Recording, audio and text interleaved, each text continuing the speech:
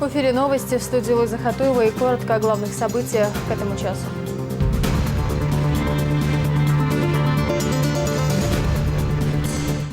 Около 700 несанкционированных свалок. Организованные площадки для временного накопления и хранения в основной массе содержатся в неудовлетворительном состоянии. В правительстве обсудили итоги мониторинга экологической ситуации в регионе. Лучшие специалисты страны в области спортивной медицины в Грозном. Мы здесь видим наиболее динамично развиваемую ситуацию по организации вот как раз и детско-юношеского спорта в том числе. В столице прошло заседание врачебно-физкультурной службы СКФО. Кто стоит за мировым терроризмом?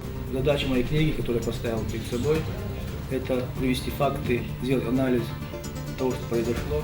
Ответ на самую злободневную тему современности дает чеченский публицист. В Грозном состоялась презентация книги Ислама Сайдаева.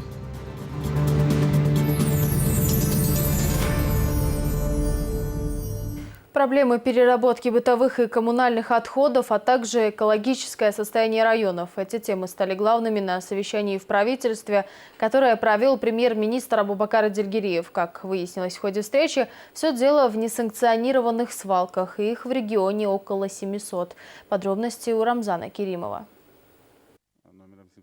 Совещание в правительстве республики собрало членов Кабинета министров и глав муниципалитетов. На повестке дня один из самых злободневных вопросов – утилизация и переработка мусора. С докладами выступили исполняющий обязанности министра природных ресурсов и охраны окружающей среды Саидмагомед Тимирханов и секретарь Совета экономической и общественной безопасности Идрис Черхигов. Тимирханов отметил, что по итогам проведенного мониторинга выявлено 690 стихийных свалок. При этом он добавил, что на данном этапе существует необходимость дополнительных 4 полигонов ТКО. Общая площадь загрязнений составляет 13,66 гектаров. Выявлено 43 случая несанкционированного сброса трупов домашних животных и других биологических отходов на свалках и площадках ТКО. Организованные площадки для временного накопления и хранения ТКО в основной массе содержатся в неудовлетворительном состоянии. Абубакар Эдельгериев в свою очередь подчеркнул, что обсуждаемая проблема требует пристального внимания со стороны всех ответственных лиц. По словам премьер-министра, необходимо проводить разъяснительные беседы с населением и доносить до жителей важность правильной утилизации мусора. Один человек, допустим, никогда в жизни себе не позволит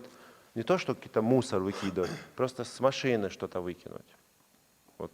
Это большинство населения уже мы приучили, уже культура это есть. То же самое, есть люди, которые никогда себе не позволят этот мусор просто в лес выкинуть. Просто богобоязненность, да, элементарная хотя бы должна быть, чтобы вот этого не делать. Есть люди, которые по тем или иным обстоятельствам, я не знаю, как они себя оправдывают, этот мусор просто выбрасывают направо, налево, вот это все. Это одни и те же люди. Их надо просто-напросто тоже делать вот эти мероприятия и просто отлавливать, наказывать, показывать, что вот это все. И тогда, я думаю, только вот комплексный подход, если у нас будет, начиная с самого низа, что вот будем гоняться за каждым пакетом, который выкидывается, когда нам нужно гоняться за каждым пакетом. Вот если мы вот так начнем работу, тогда у нас будет уже улучшение. По результатам совещания Абубакар Эдельгериев поручил главам районов сформировать и подать на утверждение пакет документов для внесения полигонов ТКО в государственный реестр объектов размещения отходов. Также председатель правительства поручил соответствующим органам провести мероприятия по переводу земельных участков в категорию земель промышленности и иного специального назначения для последующего формирования на их базе мусоросортировочных площадей. Премьер-министр подчеркнул, что в течение месяца многие вопросы, поднятые на совещании, должны быть или решены, или находиться на стадии решения. Рамзан Керимов, Магомед Мударов. Новости. В парламенте республики также прошло заседание. Депутаты под председательством спикера Магомеда Даудова обсудили организационные вопросы деятельности законодательного органа и приняли ряд важных постановлений. В частности, для более эффективной работы в сфере правового регулирования земельных отношений Комитет АПК преобразован в Комитет по вопросам агропромышленного комплекса, земельных отношений и природных ресурсов. Здесь же были приняты решения о персональном составе, председателях комитетов и их заместителях. Магомед Даудов выразил уверенность, что утвержденные главы 10 комитетов справятся с возложенными на них обязанностями. По словам председателя, парламент в соответствии с политическим курсом главы Чечни усилит работу как на принятие жизненно важных законов, так и взаимодействие с населением региона. В Центровые отметили рождение сына Рамзана Кадырова Абдулы. Поздравить главу региона с таким знаменательным событием в его родовом селении собрались родные и близкие, а богословы совершили религиозные обряды. Изнаур Заурбеков продолжит. Отмечая рождение Абдулы, в родном селе Рамзана Кадырова собрались богословы со всей республики. Восхваляя Всевышнего и благодаря за такой подарок, верующие провели обряд зикр.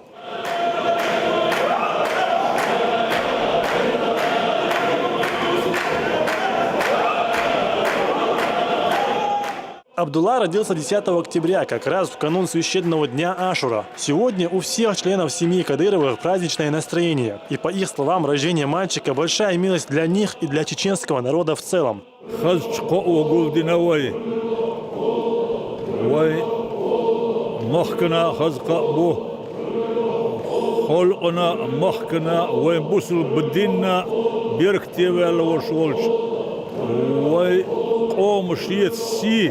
أيدل والشوي بتشعنا كاتوي أنا تاعن دنيا نشوف إذا ودال ويخ بين الطين هي تمخيت سون هند الشحا بيركتي بوخت إيرة غتنا مارغل دائما بيركتي حلش جينا وينا أحمد حاجي بيركت جنول رمضان حاج سنة تاعن وين أنور عبد الله أشكي برا شين دي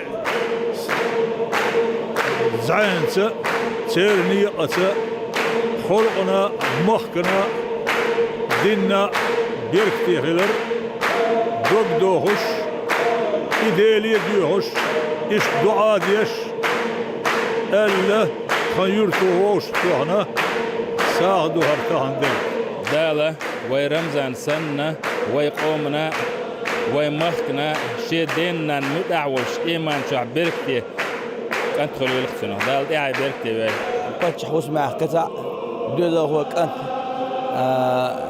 دنيا إن شاء الله شيخ يقف أيرش عبد الله هذا أيرش استيرا داق ساعدو مسمع أدم ووشتو يخ دار مولا عيدو إن شاء الله إكانت شيدا سن ويقومنا ويمخنا دار بيركتي هرو دار بيركتي ويلا دار إعي بيركتي ويلا. Сюда съехались близкие друзья и соратники Рамзана Кадырова. Они пожелали его сыну крепкого здоровья и вырасти таким же благородным и верным своему народу, как его дедушка и отец.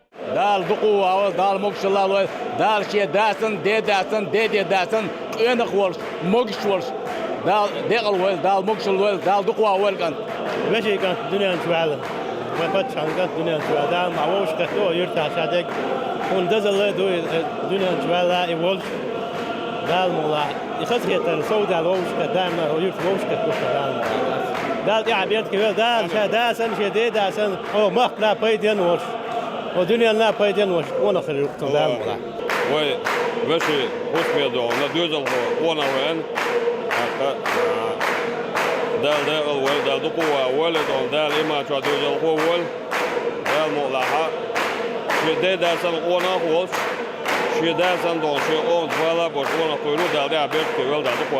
Завершив зикр, верующие встали на коллективную предвечернюю молитву, после чего все собравшиеся провели религиозные обряды тасбих и вирд. Изнаур Заурбеков, Расул Арцухаев и Зелимхан Закаев. Новости.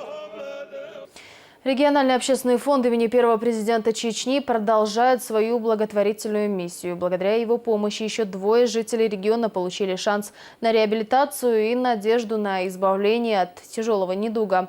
Теперь Айна Дугуева и Иса Харипов смогут продолжить лечение в лучших клиниках страны. Седа Сапарова с подробностями.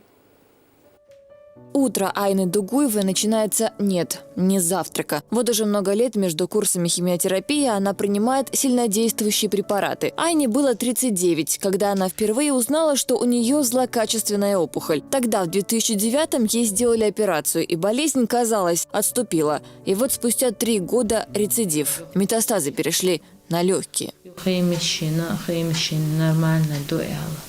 عشان تيغو يهولوش أو يوكش لديالا ساينس توموغرافيا يقش ترستو يشوكسو سيغوق دالوش تعليلا لوش تويل دعوري تيسفع اشتخيطق. Из-за сильного кашля интервью несколько раз приходилось прерывать. Сложно было говорить. Так как приходится регулярно ездить в Ростов, финансовое положение семьи пошатнулось. Теперь, благодаря помощи регионального общественного фонда, Айна сможет продолжить лечение. Телевизор чаги нерстона шнахан лодо эл сайна охир да церти эл делира заявление. Дерез хилцан хазгоди суна бяхкен Ахмад Хаджиец. Фонду Айманина Тимкантна Дерез хилвезенде. Нарушение мозга, нарушение ЭЭГ, дезорганизация ритмов мозга и нарушение психики, сильное нарушение психики. Ни один препарат на него не действует, никакой препарат ему ничего не дает. Он только в мучениях, только побочные действия, весь в крови, весь в синяках. Он кусает свои руки, доводит до крови от психики своей, потому что ни один препарат ему ничего не дает, абсолютно. И сильная аллергия у него происходит от любого препарата. Но он не спит, ночами не спит, просто в мучениях ребенок.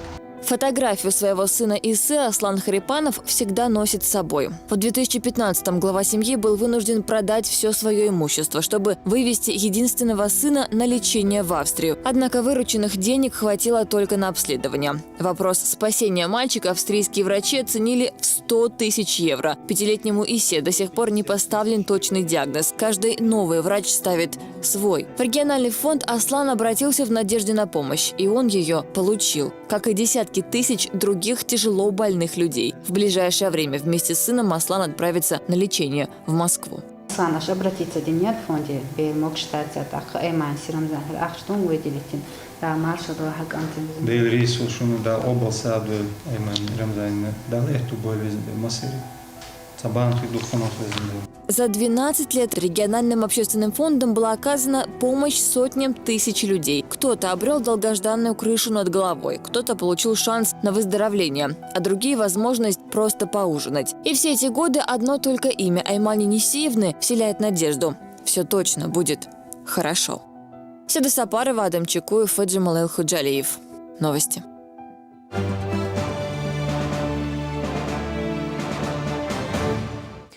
О борьбе с коррупцией говорили в гуманитарно-техническом техникуме Грозного. Здесь состоялась встреча представителей МВД по республике, Общественного совета при ведомстве, Минобразования и Общественной комиссии по борьбе с коррупцией по Чечне со студентами и педагогическим коллективом техникума. Было отмечено, что пока органы внутренних дел занимаются выявлением преступлений этой направленности, общественные организации проводят профилактические беседы, а также оказывают помощь в организации антикоррупционных мероприятий. Участники встречи подчеркнули, что глава Чеченской республики Рамзан Кадыров уделяет особое внимание этому направлению, и в свою очередь сотрудники подразделений по борьбе с коррупцией должны сделать все необходимое для того, чтобы не только выявлять совершившийся факт преступного деяния, но и предотвратить его. Здесь же в рамках Дня Общественной палаты представители этой организации, правоохранительных органов и префектуры Ленинского района столицы встретились со студентами гуманитарно-технического техникума. Основная тема встречи – противодействие наркомании, алкоголизму, а также профилактика дорожно-транспортных происшествий. Студентам рассказали, что именно алкоголь и наркотики – основные причины аварий на дорогах. По словам студентов, подобные встречи учат их правильно реагировать в случае распространения наркотических веществ. наркотик, примерно наркотик принимать, он гушука принимать, что мои кейто виды, он дальше тут проблем, что лишь или кирокуш да, это церчек, или рейдер был станк, или сходадич, рейдер сам да. Между тем, на дорогах республики продолжаются рейды. Сотрудники госавтоинспекции выявляют нарушителей дорожного порядка и привлекают их к ответственности. От наложения штрафов до лишения водительских прав. Ужесточение мер в отношении водителей, нарушающих ПДД, дало положительные результаты. Согласно статистике, сократилось число аварий с летальным исходом. Алхазур Керимов о ситуации на дорогах региона. Нетрезвый водитель – угроза всему обществу. Об этом не раз заявлял и глава региона. Несмотря на всю проводимую работу по профилактике ДТП, подобные нарушения все еще встречаются на дорогах республики.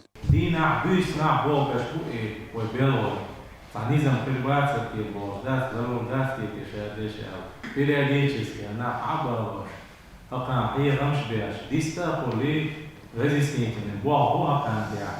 Акала ду цаспеш пеш бу мцара асуна единичка бу цана.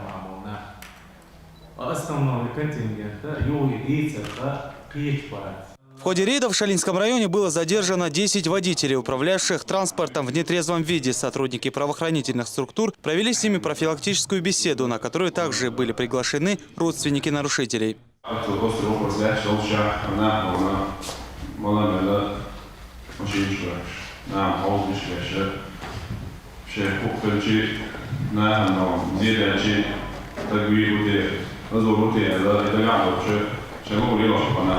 يوم تعمل شكل كأننا كوتش يبدأ كوتش وجرح على جالس كوتش ونيل وضل ده مش صوت عارف أو أيضا تبغى كوتش ده جاي هو ده مش لي ده فيش واحد معه.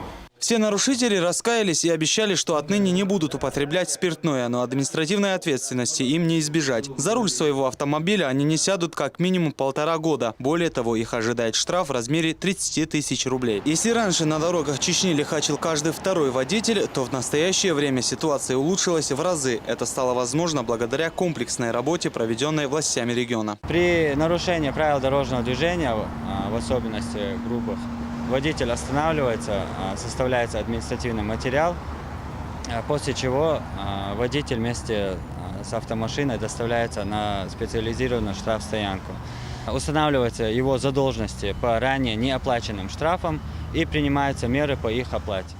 Данная работа приносит свои положительные результаты. В лучшую сторону изменилась и статистика ДТП с летальным исходом. По сравнению с аналогичным периодом прошлого года смертность на дорогах Чечни сократилась на 26%.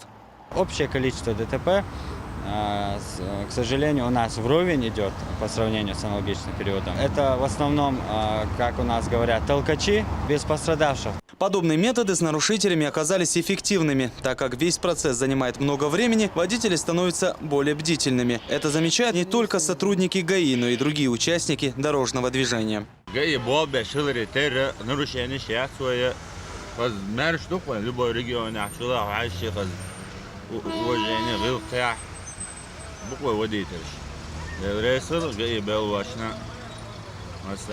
Масяг алу урдерс, он нарушается здесь. Все правила соблюдать здесь. Нет, не замербешь, лилера. Киал шуал, ишь я дорфу, нет да. Хокш машинер, даваться витер, хаваться витер, из белки там. Дика борш, ой пачарам за дерес функцион дона, умри цяне дона, гайдон, дел. Еще дом, ой гай дикхлер дона, из лах белаешь да молава. Ой сам дик гай ёшто, мет я. Машин хасал яршугар. Вообще дон, если там играется. Только за последние 3 недели на штрафстоянку ГИБДД доставлено свыше 4000 автомобилей. В отношении всех нарушителей составлены административные протоколы. Алхазур Керимов, Расул Арсухаев, Зелим Закаев. Новости. Чтобы спорт приносил только пользу, в Грозном прошло заседание специалистов врачебно-физкультурной службы СКФО. Для обсуждения проблем в области спортивной медицины в столице собрались и лучшие врачи со всей страны. Здесь озвучили современные методы и способы реабилитации спортсменов. Слово Розане Цамаевой. Дефицит кадров, отсутствие материально-технического оснащения и плохая законодательная база – это основные проблемы спортивной медицины в стране. Специалисты в этой области ежегодно встречаются для обсуждения наболевших вопросов. В этом году делегатов со всей страны встречает Чеченская Республика. Местом встречи регион выбран не случайно. Потому что мы здесь видим наиболее динамично развиваемую ситуацию по организации вот как раз и детско-юношеского спорта в том числе. Только в детско-юношеских спортивных школах, а это люди, получающие постоянно большие нагрузки, занимается около 3 миллионов детей, наших детей. Конечно, мы все хотим, чтобы они без травм, без заболеваний доросли до большого спорта и стали великими спортсменами. Последние годы Чеченская Республика стала центром проведения масштабных спортивных мероприятий как всероссийского, так и международного уровня. В регионе активно культивируется здоровый образ жизни. Повсеместно строятся спортплощадки. Следовательно, растет и необходимость в спортивных врачах. Вот уже 5 лет в республике работает врачебно-физкультурный диспансер. Мы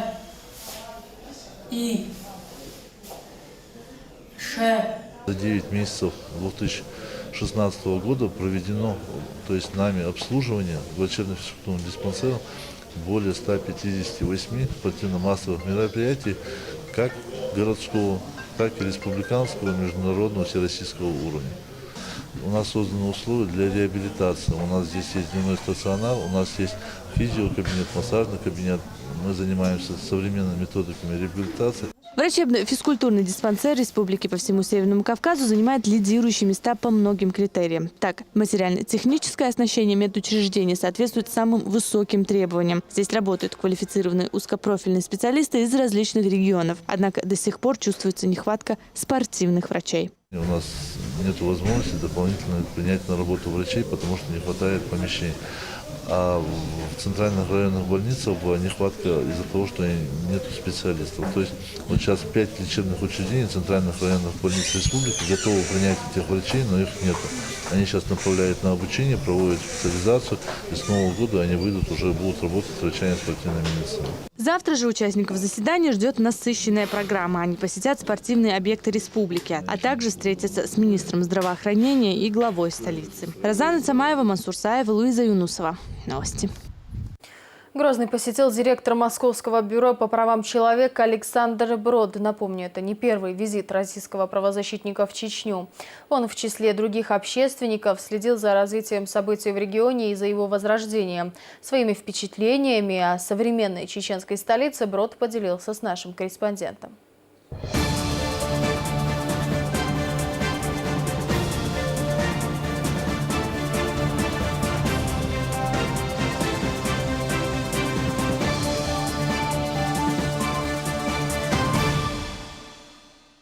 Добро пожаловать в Грозный. 198 лет исполняется город. Город сам бурлит, как вы уже заметили. Вы уже в 4-й раз, если не ошибаюсь, здесь уже навещаете нас. Какие впечатления у вас складываются каждый раз? Изменения наблюдаете? Да, спасибо. Я очень рад участвовать в вашей программе и быть в Грозном, потому что впервые я попал сюда лет 8-9 назад. И, конечно, было грустно.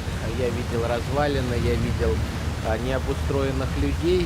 И вот когда попал сюда в позапрошлом году, то, конечно, увидел эти значительные перемены. И побывав вчера в центре города, я успел посмотреть и мечеть, погуляли по центральным улицам, посмотрели фонтаны, пообщались с жителями. Конечно, произошли очень серьезные перемены, причем, как говорят жители республики, отстроился не только Грозный, но и малые города, и села, и районы. Появились дороги, появились новые социально-культурные объекты, строятся объекты для отдыха, горнолыжный курорт. Конечно, в планах посетить республику и посмотреть не только Грозный, но и другие населенные пункты.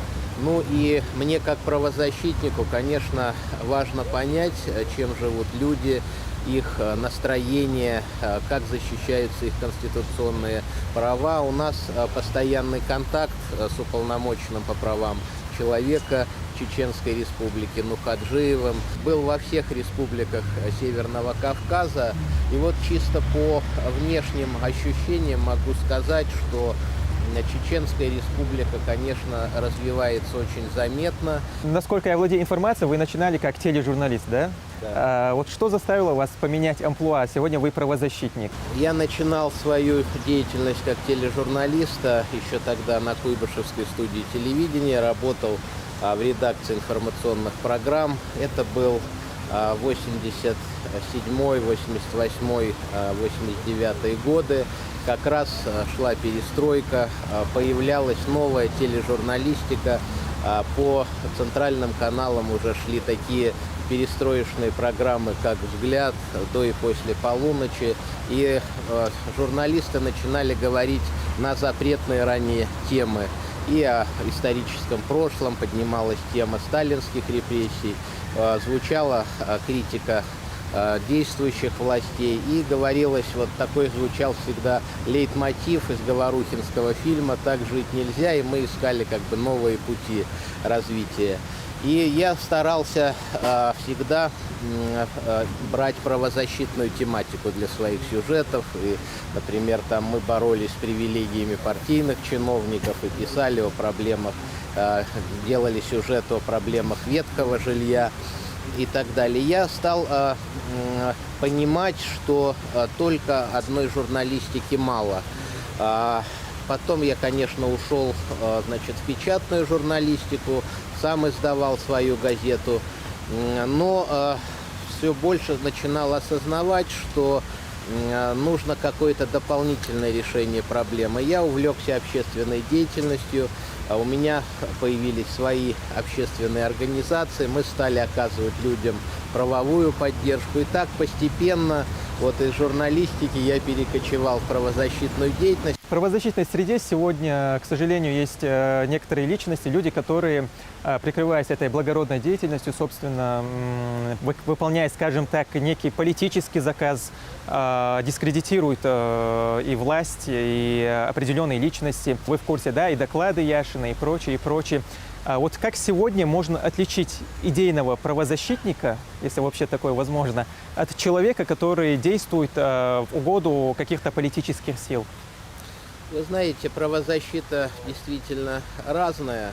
И тут можно согласиться с Маяковским, который в свое время сказал: больше поэтов хороших и разных. Когда правозащита подменяется политической деятельностью и когда она становится необъективной и обслуживает определенные интересы. Вот я против такой правозащиты. Я где-то уже лет, наверное, 6-7 выступаю с идеей социальной, а не политической правозащиты. То есть прежде всего отталкиваться от реальных потребностей граждан, потребностей территории. Конечно, печально, когда давлеют такие идеологические шоры, когда идет подмена понятий, когда идет откровенное вранье. Я против таких предвзятых, нечистоплотных подходов. Александр Семенович, спасибо, что нашли время. Удачи вам и успехов. Спасибо вам тоже, процветания. Поздравляю ваш город с праздником, республику с тем, что удачно завершились выборы. И желаю жителям республики мира и благополучия.